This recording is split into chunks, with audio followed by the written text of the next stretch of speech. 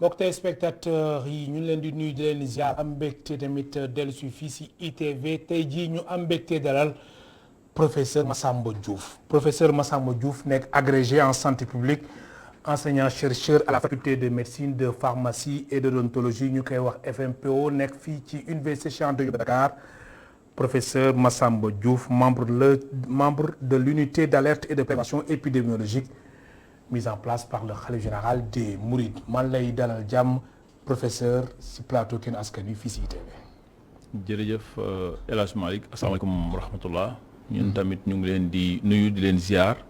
di ziar seen i bokku téléspectateurs yi ñuy seetaan fii ci ITV.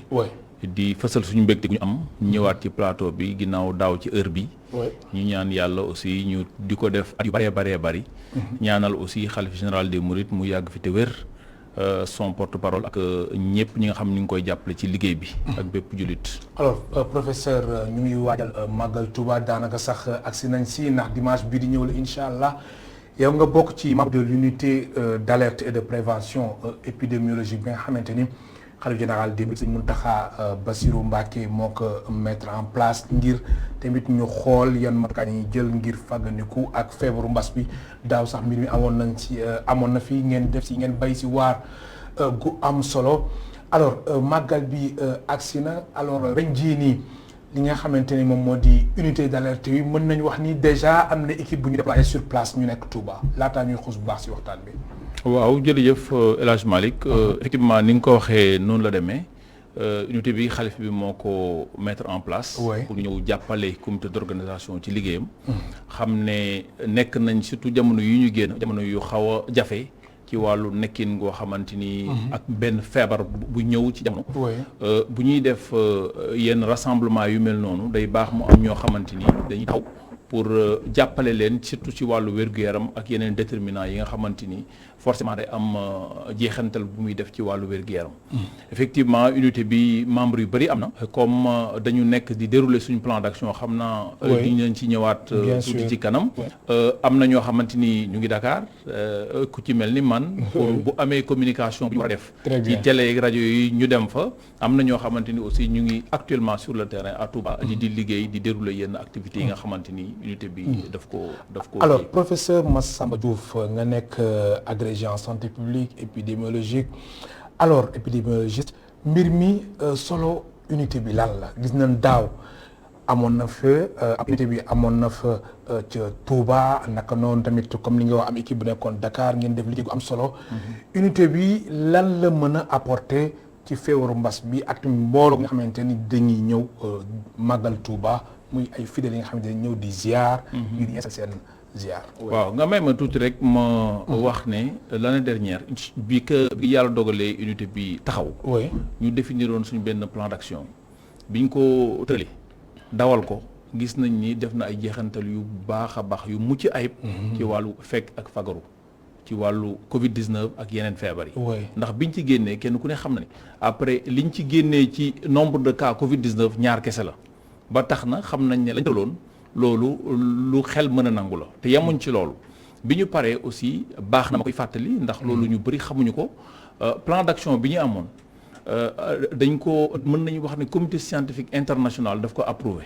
ni mu ko approuvé mooy ñun dañ ko génnee parce que ay chercheurs lañu def li ñuy wax publication scientifique ci ay revue yu am solo ci monde bi yoo xam ni daanaka ñi koy lire ñu ëpp xam-xam la ci monde bi ñu nangul ñu publication boobu accepté ko. ba pare génnee ko ay revue santé publique yu mag a mag. kon jàpp nañ ne liggéey boobu ñu defoon ndaw defaat ren amaat yeneen yu ñu ci yokk ndax contexte bi changé na liggéey boobu moom la ñuy wéyal. donc unité bi comme li ma la wax sànq kuréel la fekk ak fagaru. très bien feebar yi. ak yeneen déterminants yi nga xamante ni day wàll si wàllu wér-gu-yaram.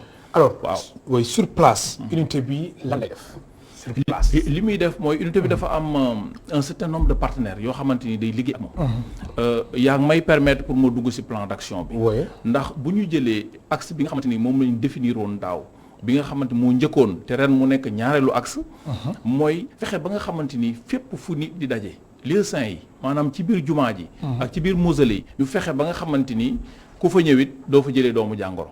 da nga respecter mesures barrières yi nga xamante ni yooyu le ministère de la santé et de l'action sociale édicté te loolu partenaires yi wax sànq ñuy dimbale ba nga xamante ni du am benn jafe-jafe ku mel ni Muxaddamatul Xidma daayira la boo xamante ni bu am doole la Sëriñ Muntaxa wóolu leen dénk leen ñuy saytu jumaa ji ñoo ñuy dimbale actuellement xam nga lu ñu def mbooleem luy porte entrée wala sortie ci jumaa ji su ma jumul mu ngi nekk à peu près 29 portes yoo xamante ni daayira bi fexe na ba identifier leen fexe ba teg fa ay dispositifs yoo xamante ni dana mën a dimbali ñi nga xamante ni pèlerins yi bu ñu ñëwee di ziar c'est que def seen li leen war ci bisub màggal gi dinañ mën a sàmmanteeg mesure barrières yi masque booy dugg da nga ko takk booy dugg aussi bu dee da ngeen a toppalante danañ fexe parce que daaw boo xoolee image yi am na ay autocollants yu ñu defoon ci suuf pour mën a permettre nit ñi ñu mën a respecter distanciation physique boobu yamuñ ci loolu aussi raxasu bi ku dugg da nga raxasu wala ñu defal la gel nga may ma leeral foofu parce que daaw am na ay rumeur yu doon génn nit ñi nekk di wax naan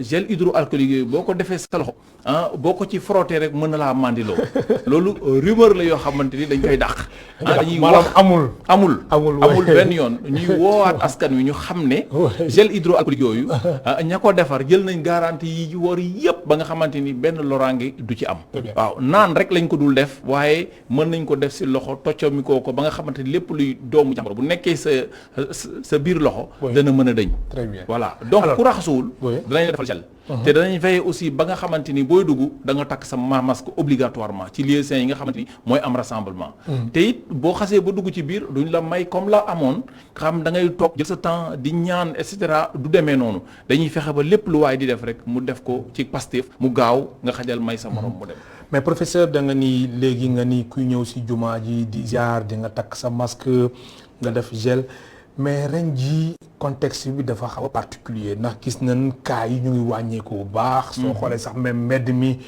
léegi nit ñi ñu bëri takkatuñ masque alors ren ji yéen nan ngeen fas yéene taxawee da ngeen di obligé nit ñi ñu takk masque fidèles yi ñëw wala déet du doon obligation ndax ci jargon mouride lii obligation mooy li sëriñ bi santaane waaw te jàpp nañu fi mu nekk nii comme Serigne Mountakha mi nga xamante ni moo jiitee communauté mouride mu ngi ci masque bi ba léegi taalibe bu ko gis bu ne dana mën a takk masque am. très bien boo xoolee communauté mouride esprit d'organisation et de méthode la. wax nga ne cas yi ñu ngi commencé wàcc. waaw ñun de ay scientifique lañ. mais sur le plan épidémiologique mosuñu gis épidémie boo xamante ni dafay évoluer de manière fulgurante nekk ca kaw brusquement courbe bi wàcc. loolu. vraiment ñu ngi wër explication yi mais pour ñu gis ko du doon lu yomb. li ñu yaakaar nag ne parce que aussi réew jullit lañ nekk ñaan xam nañ ne lu am solo la. gis nañ ne sëriñ bi dafa woote rassemblement. biir Touba ne ñëw leen ñu jàng xasaayit. effectivement am ñuy wax ne ñu ngi rassemblé te feebar bi boobu ëpp na dayoo fii ci Sénégal. mais bañ ca jógee. feebar bi yokkul dafa wàcc loolu. vraiment phénomène la boo xamante ni ñun épidémiologistes on cherche toujours les explications te jàpp nañ ne xëy na baatin moom moo waral loolu nag dama koy assumer entièrement parce que xam naa ne lu mën a nekk la loolu mooy suñu premier axe ñun stratégique ren dañoo wëlbati affaire yi fexe ba journée de prière yooyu ñu tàmbali ko depuis le 11 août ak rassemblement bi xale bi oote woon dañ ko fas yéene ñaan comité d'organisation beeg ñu koy jàppale ci loolu. ñu continuer loolu ba nga xamante ni màggal gi weesu na. alors professeur mbas jógee Sénégal.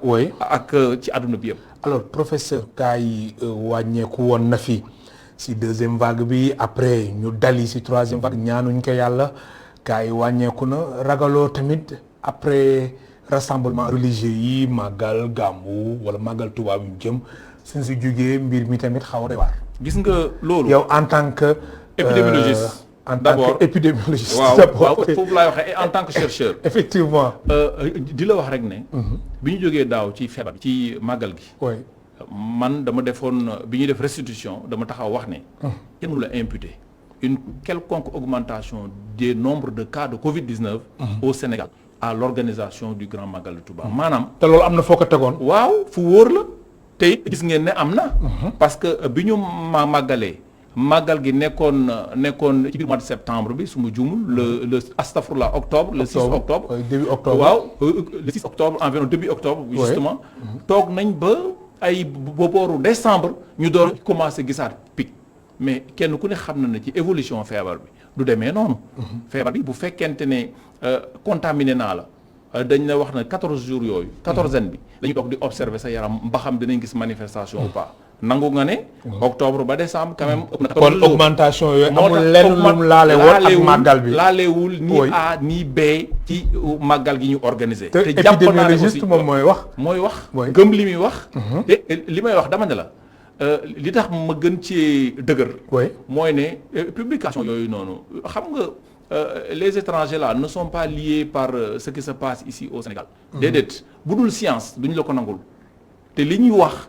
expliquer ko dañ ko nangu moo tax ñu accepter publication boobu. bu doon loolu dañ naan lii baaxul li ngeen wax nii mënta ne mais dañu nangul ne loolu am na yaa ngi dégg. dañu nangul ne c'est de la science. moom moo tax ñoom ñu publier ko moo tax ba foofu man je suis à l'aise bu ma koy wax te jàpp naa ne aussi ren heureusement sax d'ailleurs tombé na ak kaay di wàcc. rassemblement bu amee aussi. ñu sàmmwante mesure barrières yi. mën nañ jàpp ne dara du fa am te David looloo amoon. daaw looloo amoon kenn ku ne gis na ni. kam ci biir mosquée beeg li ko wër nit ñi ñu ngi doon porter seen masque yi. très bien ñu ngi doon raxasu correctement. amuloon benn jafe-jafe. ñu bi ñu paree évaluer ay indicateurs la ñuy mesurer ñun. indicateurs yooyu moo lay permettre nga ne yokk na wala wàññeeku na. te dañu toog 14 jours. balaa ñuy door a def évaluation boobu. bi ñu évaluer ëpp na ko sax 21 jours lañ toog. effectivement door a évaluer xam ne effectivement amatul benn rapport mën nañ génn prouver ak suñuy indicateur que ne màggal gi indiwul benn cas bu yokk biir Sénégal. am na solo ma fàttali suñu mbokk téléspectateurs yi ñu ngi dalal professeur Massamba Diouf nekk agrégé en santé publique enseignant chercheur à la faculté de médecine de pharmacie et d'odontologie ñu koy wax FMPO nekk ci université Cheikh Anta Diop de Dakar naka noonu professeur Massamba Diouf membre la ci unité d'alerte et de prévention épidémiologique bi nga xamante ni xalif général des Mourides Serigne Mountakha Bassirou Mbacké moo ko mettre en place mën ngeen participer ci émission bi soo leen wootee ci 88 628 32 32 88 628 32 32 alors professeur Massamba Diouf daaw unité bi ak liggéey yi ngeen ci def yëpp du ñàkk sur le terrain ngeen am ci ay jafe-jafe du ñàkk sur le terrain li nga xamante ni defoon ngeen ko amoon ngeen yaakaar wala amoon ngeen tamit volonté mbir mi gën a baax mu gën alors daaw ci jafe-jafe yi nga xamante ni amoon ngeen ko ren ji lan la ak tamit ren ji lan ngeen fas yéene def ba loolu ba li amoon daaw du amaat ren. waaw mën nañu wax ne. comme li ma la wax léegi rek jafe-jafe yi. wax dëgg yàlla bariwul. ndax li ñu dimbale mooy discipline communauté mouride. bu xalif bi ne nañ xool ñëpp nañ xoolee ndeyjoor ñëpp ndeyjoor la ñuy xoolee bu ne nañ xoolee càmmoñ ñëpp càmmoñ la ñuy xoolee. te ba mu joxee ndigal ne nit ñi nañ ñëw ak ay masques. yaakaar naa ne Serigne Bass waxoon na li mu 5 millions de masques. la fa nekkoon ci ay masques kenn xamuloo nu mu toll jeex na sax ba ñenn ñi retourné ak masques yi ñu indi woon te laaluñu ko. ña ca des vraiment wàllu raxasu bi wax naa la ko amu ci lenn loo xamante ni ci wàllu googu ñun ci lañ doon gën a insister te liñ doon def aussi dañ ci nekkoon en parfaite synergie ak district bi nga xamante ni moo fa nekkal ministère de la santé et de l'action sociale. C'est le lieu d'ailleurs de saluer cette collaboration qui existe toujours. amul lenn loo xam ne dañ koy def réeroo seeg service ministère de la santé et de l'action sociale yi parce que jàpp nañ ne suñu objectif benn la nañ fexe ba nit ñi màggale ci jàmm te benn feebaru corona du fa jóge yokk biir Sénégal te loolu yàlla dimbali nañu ci. donc jafe-jafe en terme de jafe-jafe. xëy na mën nañu wax ne. maanaam nga wax ni daal ay. lu mineur daal. c'est négligeable. c'est négligeable du loo xamante ni mën nañ ko évoquer. ba mu war a mën nekk gàllankoor bu ñu war a travailler ren. déedéet amu ci woon. jàpp nañ ne aussi ren ça va être la même chose ndaxte disposition yu ñu jëloon daaw yu ko raw lañ jël ren. très bien ndax contexte bi ren dafa changer. parce que dafa dugg ci biir nawet. kenn ku ne xam na ne ndox mi moom macha allah bari na mu ngi taa loolu yëpp aussi définir nañ ay axes stratégiques ci loolu par exemple nu ñuy def ba jàppale gars yi ñu évacuer ndox mi manque ko et cetera pour que véritablement kon loolu bokk na ci innovation yi bokk na ci innovation yi léegi su weesoo loolu yan innovation la unité bi tamit indi ren ji ci màggal de Touba yeneen innovation yi peut-être aussi inviter les populations à aller se faire vacciner ndax jàpp nañ ne vaccination damay wax nag de du lenn lu obligatoire. oui du obligatoire du obligation. boo xam ne mën nañ vacciner wu sur place. non c'est-à-dire que du ay dispositifs yu ñu fa teg. pour vacciner leen. mais dama wax ne comme jamono yi ñu ngi ci. mu nekk mesure préventive boo xamante ni ñëpp reconnaître nañ ko sur le plan scientifique. jàpp nañ ne taalibe yi ak ñi nga xamante ni bëgg nañ màggali mais am nañ liberté ñu ngi dalal seen xel ne vaccin yooyu bonul lu baax la lu leen mën a aar la ba nga xamante ni feebar bi du leen mën a dal tey wala ëllëg. kon loolu aussi bokk na ci innovation bu ñuy communiquer mënuñu ñàkk a indi vaccination wax ne képp koo xamante ni war nga mën a vacciné wu dañ lay ñaan nga dem vacciner loolu dara nekku ci dana la mën a dimbale pour aar sa bopp. boobu aussi c'est une des innovations majeures. parce que daaw amuñu woon vaccin. xewuloon ren la xew mënuñu ko ñàkk a wax. beneen bi ci topp wax naa la ko léegi mooy contexte hivernage bi invité nañu aussi nos partenaires ak les services de l'État yi nga xamante ni ñu ngi aussi sur le terrain à la destruction par exemple des gîtes larvaires jàpp nañ ne du Covid-19 rek moo am surtout ci contexte bi. jàpp nañ ne am na lu bëree bëri loo xamante ni bu fa ndox ma nekkee mën fa ay doomu jàmm mën nañ fa jaaree indi yenn feebar yoo xam ne day sonal nit ñi. am na yeneen ak yeneen yoo xamante ni ñu ngi ci mi ngi foon daaw mais mën nañ ko considérer toujours comme ay innovation maanaam continuité des autres prestations de santé ndax am na ñeneen ñuy ñëw yeneen feebar dal leen fa justement ñooñu dañu la war a jël en charge am nañu accidenté ñaanuñu yàlla ren mu bari c'est le lieu aussi de dire que ñii dem nañ def ndànk dal ndànk daw ndànk yegg ci jàmm màggal ak jàmm ñaan seen ñaan suñu borom mu nangu lépp loo xamante ni dañ ko fa ñaan. très bien loolu aussi. mooy ko ci ñàkk am na solo alors professeur Massamba Diouf comme nu nga ko junjee léegi ñu bëree suñu ne unité d'alerte et de prévention épidémiologique dañuy jàpp ni yéen seen liggéey si kii bi rek la yem si mbas mi. te teewul am na tamit yeneen feebar yi nga xamante ni fidèles yi ñëw am ko yéen mën nga leen jël en charge n'est-ce pas. exactement c'est-à-dire que. loolu erreur la. xalaat ne unité bi wàllu Covid-19 rek la. ñun suñuy gis-gis. ak li ñuy tënk ci këyit. romb na Covid-19. moo tax ma wax la léegi axe bi ne ñiy ñëw ak yeneen feebar am na ay points de prestation yu bari yoo xamante ni tas nañ ko biir Touba ak li ko wër. pour mën a dimbali askan bi bu ñu waree faju ñu dem faju correctement yaa ngi dégg loolu gis nga ne. peut-être transition la pour wax si amaan nañ beneen structure bu bees. biir Touba ak dolli si ku ci yeneen ya fa nekkoon. te loolu mooy li nga xamante ni mooy li ñu gis ak li ñu mën a wax. mais Touba ca kanam organisation boobu nga xam ne c'est machallah très structuré. am na aussi yeneen centre yoo xamante ni daf koy faral di tabax biir Touba ñu bari lool nga xamante ni dina mën a assister participer aussi. à la prise en charge des populations. très bien alors professeur nga nekk tamit agrégé en santé publique. samedi bi ñu génn le président Macky Sall doon inauguré hôpital bu yees nga xamante ni niveau 3 bi nekk ca Touba boobu la hôpital tamit am ñetti téeméeri lits 300 lits alors am ay spécialités yu bëri yow sa xam-xam màcc ci wàllu wér-gu-yaram hôpital bi nekkinam Touba njëriñ li lan la. bari na trop macha allah dañuy wax ne. il faut ñu magnifier cette action gouvernementale. en honnêteté. ndax kenn ku ne xam na ne depuis un certain temps il y a beaucoup d'investissements qui sont orientés du côté de la santé surtout en termes d'infrastructure loolu mënuñu ko ñàkk a wax alhamdulilah président tabax na ko Kaffrine tabax na ko Sédhiou tabax na ko Kédougou Touba moo doon inauguré bosu boppam kon nekk na loo xamante ni ñu ngi ci sant bu baax a baax président Macky Sall ak gouvernement am ak ministre de la santé surtout bi nga xamante ni moom moo traduire en acte cette volonté du président de la République man du ma politicien mais bu ma gisee loo xamante ni mais da ngay rafetlu waaw lu baax la dama koy rafetlu ba tax na jàpp naa ne loolu li mu mën a indi ci jeexantal biir Touba ak li ko wër muy améliorer le plateau technique très bien prise en charge bi dana gën a baax dana gën a yéwén ndax Touba dafa nekk zone bu xaw a particulière tey jii malade daraan jógee Kaffrine ñu référé ko Touba pour jël ko en charge parce que Touba mooy gën a jege ñëw ba Dakar ndax li ñu soxla ci wàllu expertise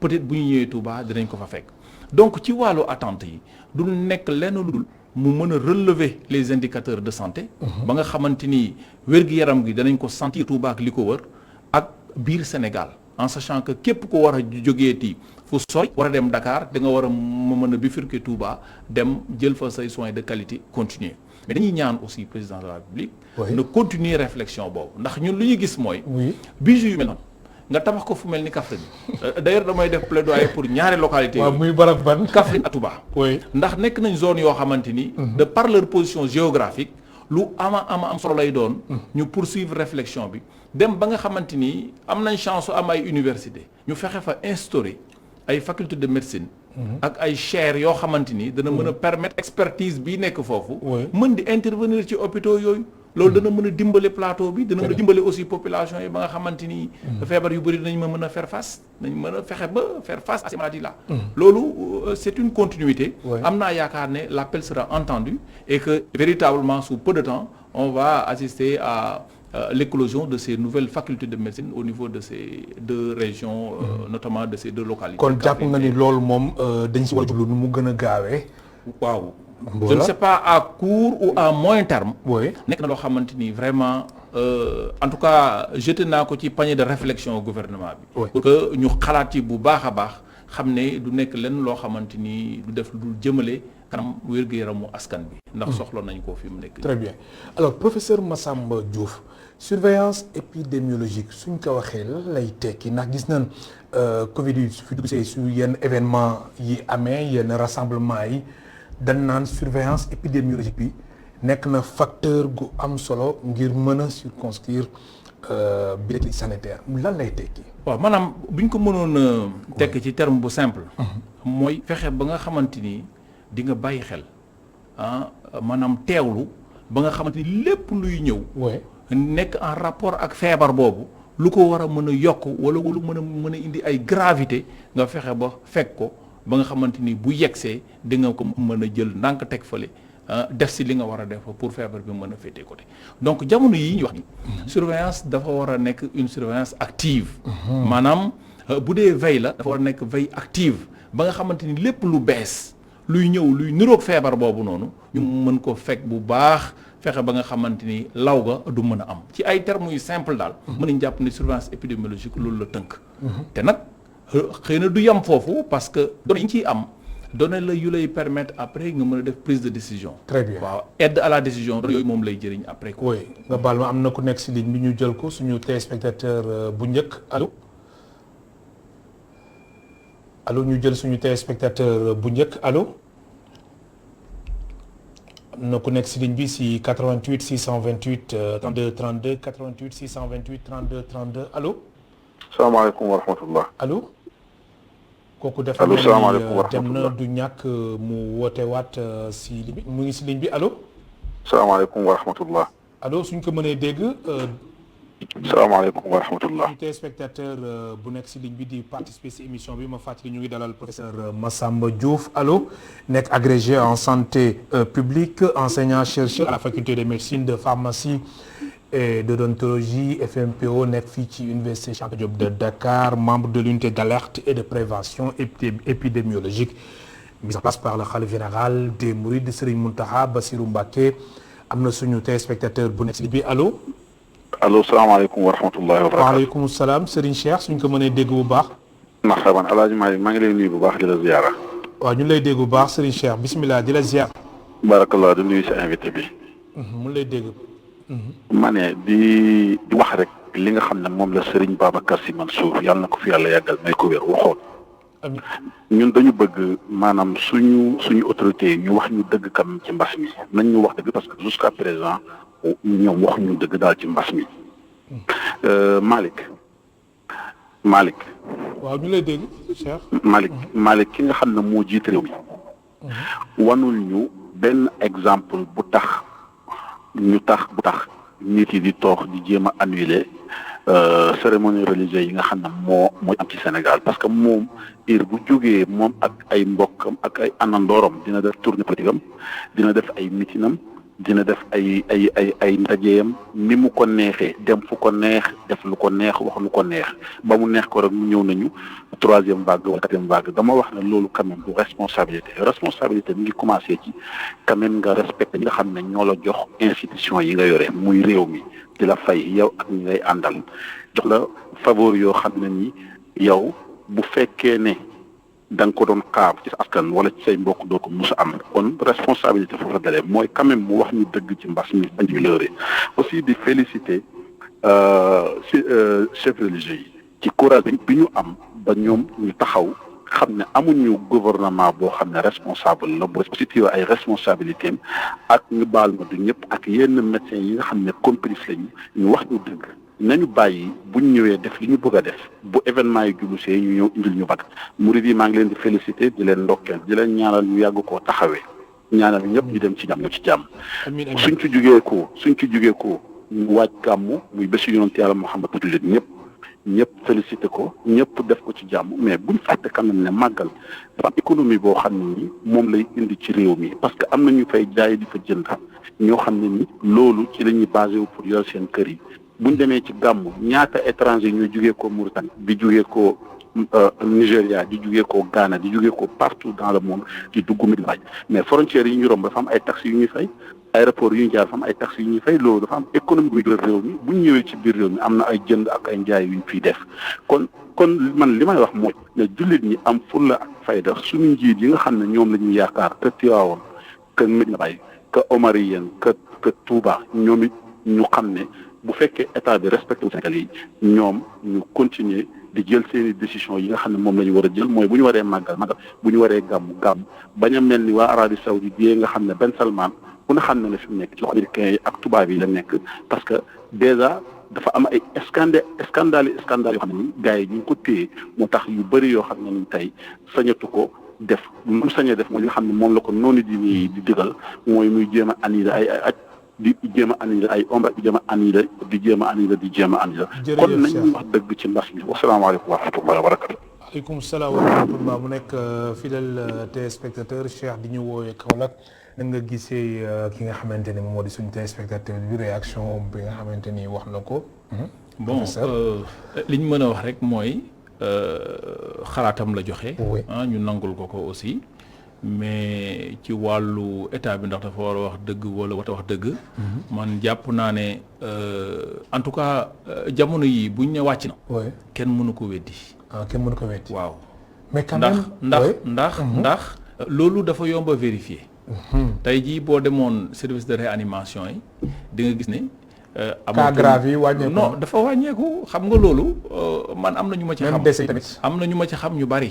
donc am na ci loo xamante ni kenn mënu ko nëbb. nit ku feebar war a dem hôpital dana dem hôpital nit ñi aussi bu ñu dee boo demee ci cimetière yi di nga gis rythme bi ni mu fa mel. donc bu ñu nee wàcc na yow da ngay xool ak réalité sur le terrain pour mën a méngale li ñu wax ak réalité boobu noonu. man de jàpp naa ci sama xalaat. ne feebar bi wàcc na bu baax a baax a baax. li ñu daan am ci cas grave wàcc na. décès yi aussi jàpp naa ne wàcc na. kon loolu nag dafa dal xel. oui kon am na Sénégalais yi nga xamante ni ñoom dañuy gis ni dañuy manipuler chiffres yi ñoom dañuy xool période nga xamante ni ñoom dañuy yéegale courbe bi ak nu ñu koy wàccee loolu yow en tant que agrégé en santé publique demeewul noonu. du wàllu sax ay agrégé en santé bi. waaw maanaam koo xam ne xam-xamam màcc na ci wàllum. voilà non c'est-à-dire wàllum santé te yow yaa ngi ci biir. waaw c'est-à-dire que affaire boobu noonu. pour man lu ne fàng la quoi. nekkul loo xamante ni da ngay def effort maanaam bi ñuy wax séntu asamaan jarul buuxante boo xoolee li xew laa la wax di nga xam feebar bi wàcc na wala wàccul loolu amul et puis ça se comprend aussi. dafa am ay cycle boppam rek. am na benn jamono tàngoon na lool. oui lool sax. ba tax na waaw ay dee yi bëri lool. ñëpp jaaxle. mais phase boobu bi ñuy wooyee pic bu rombee après affaire bi dafa war a wàcc normalement. et donc bu ñu toogee quelques jours wala quelques semaines après ñu ne feebar bi wàcc na parce que loolu li ma lay wax nii juillet la woon surtout au mois de juillet c'était vraiment très chaud. mais après fi mu nekk nii ñu nekk ci septembre. yoon la ñu ne feebar bi wàcc na quoi. ñu war ko mën a gëm. mais est-ce que tamit mënuñu wax ni que ni quand même suñu chef religieux yi. seen implication am na ci solo ndax ñaan yi tamit ci la bokk. mais moom ndax soo xoolee tamit ñaan quand même. ñaan ndax jullit moom ñaan te yàlla moo ni ñaan leen moom may leen. xam nga dafa am science. boo xamante ni xëy na ñun ñoo ko jàng dañ koy tëral bi ko mais feebar. Science mënu ko indi je veux dire. dañuy toog gis benn feebar mu apparaître xëy na mën nañ jàpp ne ay manipulation la fii ak fële mais en réalité feebar bi njëkk a am ci àdduna nan la demee loolu ngay poser question boobu. kenn du ko indi ku dul ki ko war a indi. yaa ngi dégg bu ñëwee li nga xamante ni moo war a jurit bi nga ñaan loolu nag ça n'a rien à voir avec l'épidémiologie ça n'a rien à voir avec la santé publique man jàpp naa ne implication chef religieux yooyu lu ñu war a rafet la ñun Sénégal te xam ne bëri na loo xamante ni daf ñu ciy dimbali foofu lay jógee ndax déjà même bu dul ñaan yu ñuy ñaan. buñ ne seeni taalibe ñi leen yaakaar nañ doxalee nii ñooñu dañuy doxalee noonu. tey jii Sëriñ Mountakha def na ko daaw ñu gis ko ren aussi dina gis ne la même chose mooy amaat kon lu mu mënta jeex wala loo xamante ni demagul jéem a fexe nan ngay adapté woo ci loolu mën a dund ak moom.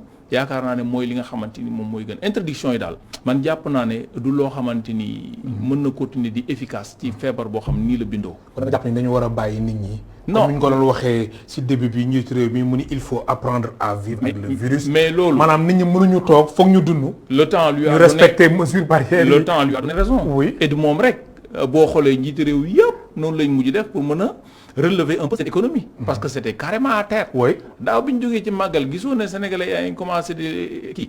nu ñu koy wooyee lenqali ko tuuti noonu parce que justement économie bi. mais quand même il faut quand même ñu reconnaître que ni màggal dafa am économie bu am solo. am na ay économistes ay chercheurs yu si defoon gëstu. ñu ni 200 su néewee ba néew 250 milliards la màggal Touba di dugal. te chiffre boobu xam nga ne day yokk chaque année. oui ndax lii dem Touba day gën di yokk. am ay commerçants yu bees yuy dem ay innovation sur innovation et cetera de sorte que jàpp nañ ne saa yu ñu ca jógee. dana am ay jeexantal yu mu def ci wàllu. si secteur yëpp daanaka. kon après màggal daaw am na ñoo xam ne dañu xaw a lekk foofu. ah bon jàpp naa ko ah yaa ma ko gën a xam parce que journaliste nga dañuy gëstu ci loolu n'est-ce pas donc loolu yëpp. nekk na ci loo xamante ni ay mën nañu wax conséquence directe la. yoo xamante ni dañ ko gis. ci nga événement yi nga xamante day tax nit ñi di dem ak a ñëw day tax nit ñi di def seen activité économique. saa yu jeexee day am jeexantal li muy def. très bien ci wàllu. alors professeur Massamba Diouf nga nekk épidémiologiste mbas mi ba mu tàmbalee ba léegi coow li bëri na état bi du mu ko gérer baax na baaxul nangam sangam comme ki woote léegi moom loolu tontu nga ko si tamit état bi mu wax dëgg sénégalais yi. alors d'une manière générale gestion wu crise sanitaire bi yow nan nga ko gisee. bon ni ma ko gisee comme li ma waxoon fii. je pense seen plateau la woon bu mu doon def ak professeur Seydi Alassane doon ko animé. oui mënuñu wax ne c'est une gestion qui a été tout au vert. loin de là li ñu mën a wax mooy am na ay hauts et des bas. am na foo xamante ni Sénégal wane na fa ne xarañ nañ am na foo xamante ni aussi dañ faa daanu. loolu ku mën a analyser. gis mbir yi ni muy doxee di nga ko xam damay joxe benn exemple bu ndaw rek. bu dee appel la mën nañ ko jàppee ne xëy na suñu troisième vague jàll na bu mu tax ñu naagu benn yoon. parce que dafa mel ni bi ñu génnee ci deuxième vague. loolu moo ñu xaw dal. waroon nañoo mën a jël garantie yi am yépp ba nga xamante ni bu leneen naree ñëw danañ ko mën a fexe kar. éliminer ko en temps réel. mais jàpp nga ni ñu ngi wala ndax defal nànk rek ma ñëw ndax dafa am ay pays yoo xamante ni c'est des pays voisins nekk ci biir Afrique de l'Ouest ñoom 4e vague amu fa wala boog bu fa amee it melul comme ni meloon Sénégal on a failli quand même frôler l'hécatombe quoi qu'on dise ba tax na lépp lu doon disposition yu gouvernement bi jëloon pour mën a xeex 4e vague 3e vague bi plutôt mën nañ fexe ba laisser à demeure dispositif yooyu noonu pour éventuellement bu war a amaatee leneen lu war a ñëw ñu mën ko teel a éliminer. bañ a dormir sur nos lauriers jeex na wala mu ngi waaj a jeex tax kenn ku nekk def nii loolu ñun duñ ko digle parce que xam nañ ne gestion c'est aussi gouverner comme on dit. C'est prévoir. ñun en santé publique c'est la prévention nag. cette fois-ci primordial nga xamante ni moo gën a kawe ci prévention yi moom la ñuy inviter les autorités pour ñu xam ne mbas mi demagul kenn mënul jàpp ne jeex na totalement jeexagul mënta jeex loolu xam nañ ne mën na ñëwaat mais ba kañ te à un moment donné peut-être waaw mais day mujj nekk quelque part comme li ñuy wax une maladie endémique quoi di dem di ñëw am na feebar yu bëri yu mel noonu grippe bi ñu koy niru laale jàpp nañ ni fi mu nekk nii endémie la sax quoi parce que boo demee ci yenn pays yu mel ni France. effectivement am période yoo xam bu jotee dañ koy xaar bu ñëwee da ngay gis ne taux de contamination day gën a yokk. quelquefois aussi day def ay décès yu bëree bëri. tu vois un peu lu mel ni paludisme fii Sénégal. am na période bi ko gën a xamee mooy bii ñu toll nii nawet. maladie endémique la finalement mais mën nañ dem ba kii bi Covid bi nekk une maladie endémique parce que jógee gu fi. c'est ce qu'on peut dire quoi jógee gu fi. xanaa loolu moo tax professeur Moussa Seydi ni tôt ou tard 3e dose mënul ñàkk dina am. waaw xaw ma nag. loolu yow na nga gisee xaw ma la moo tax mu wax ko. wax dëgg yàlla xëy na moom mooy gën a mën a wax. bu ko waxee rek am na fu mu ko teg waaw ndax ku ko xam laa bu baax a baax. très bien ku bëri lu may waxtaan ak moom laa ba tax na jàpp naa ne ak gëstoom ak expérience am ak li ko yàlla may ci wàllu googu bu demee ba wax dara rek am na fu mu ko teg foo xamante ni fu dëgër la xëy na échanger guñ ci man ak moom pour xam exactement fan la ko teg mais li ñu jàpp daal mooy loolu day indi problématique gu vaccination bi li ñuy wax hésitation vaccinale dafa am Sénégal ba léegi am na ñoo xam ñu ngi hésité dañuy hésité di wax naan wéy ñàkk yi lii ñàkk yi laa man daal li ma ci mën a wax te loo xamante ni waxuma ko rek pour faire plaisir à qui que ce soit déedéet dama ko wax parce que dama ci di gëstu bu baax a baax pour xam ba xam yenu na maanaa wala yenuwul maanaa ndax man li may faral di wax rek mbir mi du luñ lay jox ba tax nga wax loo xamante ni day neex nit wala boo ko luñ lay dégg déedéet demeewul noonu da ngay wax sa aqulay taala xam ne yàllaa tax ngay wax li ma jot gis ci gëstu dal na sama xel ba tax na man vacciné wu naa fex naa ba aussi ñi ma wër ñëpp ñoom it ñu dem vacciné wu bu ma doyuloon du ma def loolu moo tax ba may wax képp koo xamante ni man bu dee sama kàddu doy na la jàppal ne vaccin yooyu mën nga ko dem jëli pour mën a aar sa bopp aar ñi nga dëkkal. très bien alors ci wàllum prévention ñu gisoon ni si 2e vague bi nit ñi wàññeeku woon nañ suñu tamit dirigeants yi xawoon wàññi tamit seen loxo 3e vague bi nit ñi tamit takkatuñ ñu bëre takkatuñu masque rassemblement yi muy am ba léegi alors jamono ji lan nañ war a mën a def ba vraiment yàlla musul ñu si 4e vague. waaw mais liñ ci mën a def bi ci njëkk. mooy li nga ma laaj sànq. surveillance épidémiologique bu dëgër. très bien bu rigoureuse. xam nga souvent feebar buy ñëw. du jógee suñ biir dëkk. c'est très rare en général day dem da ngay dégg benn variant bu dee exemple Covid-19 bi fenn jékki-jékki rek ñu ne tel gis nañ ko Sénégal. mais ci gis gu boobu sax benn lañ lay wax wala ñaar mais après loolu day tas bu bari donc comme xam nañ fi muy jaar mais fexe ba tëj foofu. wala boo bu fa jaaree danañ xam ne jaar na fi ñu mën a jël disposition yi ñu war a mën a jël pour mën a limiter dégâts yi. loolu bokk na ci li nga xamante ni moom lañ war a def. sur le plan comportemental aussi. bu ñu changer suñuy comportement xam nga tax na ñu xam feebar tax na ñu xam ne en tout cas ñi ko xamuloon ni nuyoo joxe loxo nekkul farata. tax na aussi ñu xam ne fu ñu toll dañu war di raxasu suñu loxo dafa war a set ay comportement la yoo xamante ni yàgg nañ ko wax ci wàllu IEC. pour inviter nit ñi ñu mën a xam loolu. mais léegi booy xool concept yi sax day évoluer di évoluer ba dañuy wax ne dañuy war di communiquer sur les risques xam nga communication pour sur les risques et un changement de comportement. loolu dafa nekk loo xamante ni dafa am solo actuellement risques yi kenn ku nekk mën nga ko xam. changement de comportement yi bu dee comportement bu favorable à la santé dañ ko war a changer ci loolu nag ñun par exemple ci wàllu plan d'action màggal bi ñu ngi ciy liggéey bu baax a baax ak ñi ñu ci war a liggéeyal te daaw it aussi gis nañ ne bi ñu ko defee marché woon na kon jàpp nañ ne lépp loo xamante ni enseignement la bu Cheikh Ahmadou Bamba ak mag ñu baax ñi nekk ci réew mi buy laaleeg santé dañ ko war a mën a indi méngale ko pour mën a convaincre ñi nga xamante ni ba léegi ñu ngi hésité ñu xam ne affaire bi alors professeur Massamba Diouf lu ñu dese ci ay simili bëriwul alors unité d'alerte et de prévention épidémiologique da ngeen di collaborer forcément avec le ministère de la santé wala waaw nga may ma wax ne unité bi professeur Lamine Gueye moo ko dirigé Lamine Gueye kenn ku ne xam na ko mënuñ ko présenter professeur Lamine Ndiaye mu ngi fa man mii ak ñeneen docteur Khadim Ngom docteur Aline Mbacké ak docteur Sare bi nekk Touba assistance médicale ñooñu ñëpp dañuy bokk ci unité bi di liggéeyandoor ak mbooleem liy partenaire état bi suñu partenaire privilégié la ñun dañuy ñëw jàppale état ci liggéeyam bien que wàllu comité d'organisation màggal gi ci lañ bokk mais jàpp nañ ne comme ñoo bokk lu ñuy xeex wax dëgg yàlla kii mënul jaar yoonam kii jaar yoonam bu ñu booloo ci la ñuy gën a efficace bu ñu booloo ci la ñuy gën a gaaw a atteindre suñu état bi mu leen di jàppale ñu ngi liggéey ensemble du ñu réeroo ci lenn par exemple médecin chef de district bu Touba bi ñu bindee suñu plan d'action dañ ko yónnee bi mu defee bosom aussi daf ñu ko yónnee donc ñu ngi échanger chaque fois acte yi ñuy posé dañ koy def de manière synergique de manière complémentaire ba nga xamante ni lenn luy indi réeroo du ci am waaw donc ñun wax dëgg yàlla amuñu jafe-jafe yooyu intégration bi ni ñu ko bëggee woon noonu la demee loolu nag yëpp li ko yombal mooy parce que unité bi nekkul organisation bu ñu tëb rek créé Serigne Mountakha Mbacké moo ko créé. oui jaarale ko ci biir comité d'organisation bi. donc légitimité bi mu war a am yëpp am na ko état bi daf koy reconnaître. Ministère de la santé recevoir woon nañu. ñu échanger ak moom par exemple depuis l'année dernière échanger ak moom ci li ñu war a def yëpp mu rafetlu ko assurer ñu aussi vraiment soutien indéfectible ci lépp loo xamante ni ñu ngi koy def parce que xam na ne ñun moom la ñuy jàppale. alors ci wàllu besoin nag lépp yemee ni na jamono ji wala. yemb na parce que fi mu nekk nii. sax bi bañ ko tàmbalee yàgg na. ñun nee naa la ñu ngi déroulé depuis fort longtemps.